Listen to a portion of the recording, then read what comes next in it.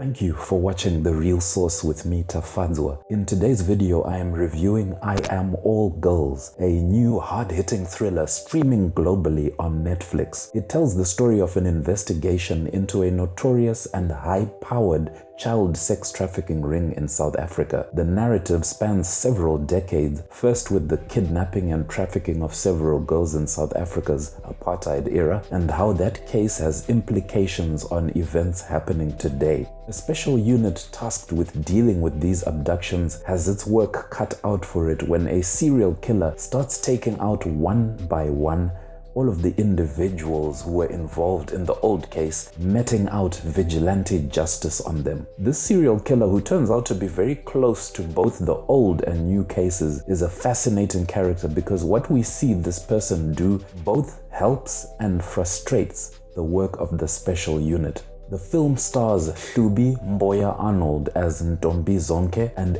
Wessels as Detective Jodie, both members of this unit who have a unique relationship and an interest in this case. I want to say straight away that their performances really carried this film and they deserve praise for what they bring to the story.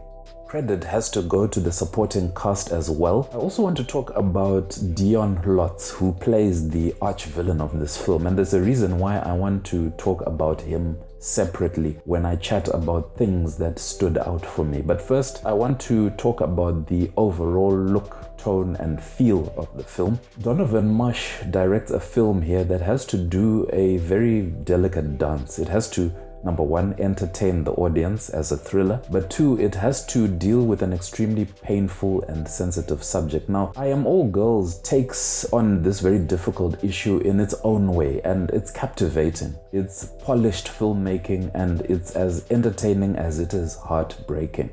The one weak link for me in this film actually affected so much else about the film in a pretty significant way, and that is the villain or the antagonist. When you step back and look at this film, you'll find that there are actually several antagonists, several villains, and they work on us at different levels emotionally as the audience. First, the traffickers.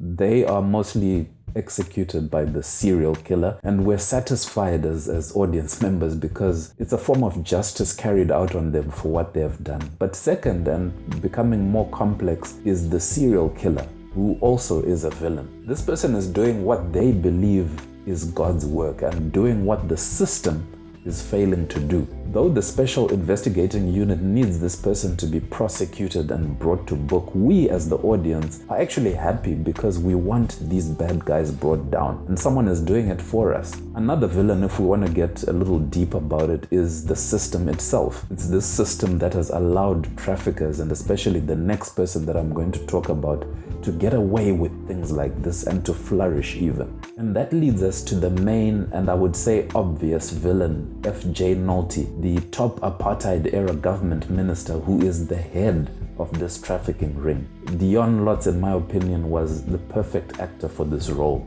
But my huge gripe, and this is the issue that I was leading up to with my discussion about villains, is that we just never saw enough of FJ to build enough emotional stock to be satisfied when he meets his fate at the end. I would have wanted to see him on screen more, to speak more, and to impose himself more on the story than he does. Because he is so much of a ghost in the story, we don't see him much, and when we see him, he doesn't really say anything. And I understand that characters don't have to speak or do the usual things to be imposing or scary, but in his case, because he is established as this reason for all of the bad things that happen in the film, I really would have wanted him to impose his will on the film. I would have wanted there to be more skin in the game for him, so that when the climax comes, there would be more of a satisfying end and resolution for this character. But as it is, I didn't feel that way. I feel that if this character had been more rounded,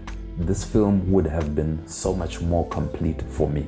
But other than that, I still recommend the film as a great watch because I think it gets everything else pretty much right. Have you watched the film? If so, please let me know your thoughts and let's have a conversation.